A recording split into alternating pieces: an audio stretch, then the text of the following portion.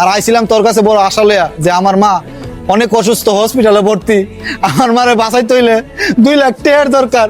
তোর কাছে আইছিলাম আমি 2 লাখ টাকা লাগিয়া, তুই আমার 2 লাখ টাকা দিবি তোর কথা।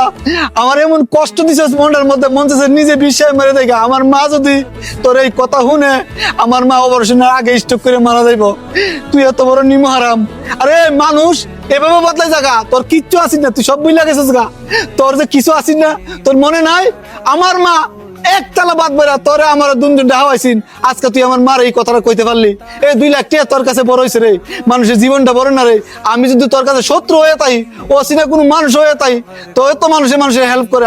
ছোটকালের বন্ধু, তুই আমার 2 লাখ টাকা দিবি করে তুই আমার এত বড় অপমান করলি। আচ্ছা আমি আল্লাহর কাছে কয়ে যাই, আল্লাহ যেন তোর এই অহংকারের পতন করে।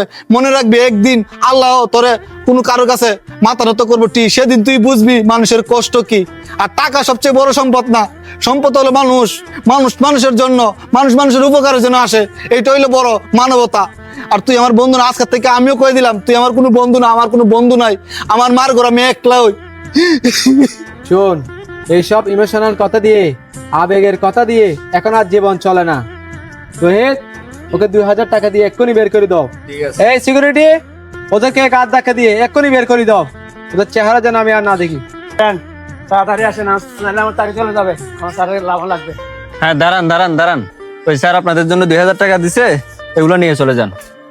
নিয়েন। এই 2000 টাকা আপনি স্যারে দিয়ে, আমার এই টাকার দরকার নাই।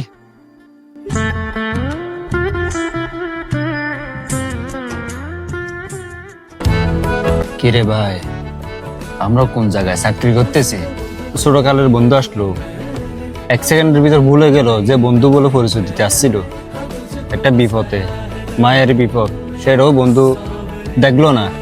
আমরা যে এই জায়গায় চাকরি করতেছি, আমাদেরও তো আপদ বিপদ থাকতে পারে।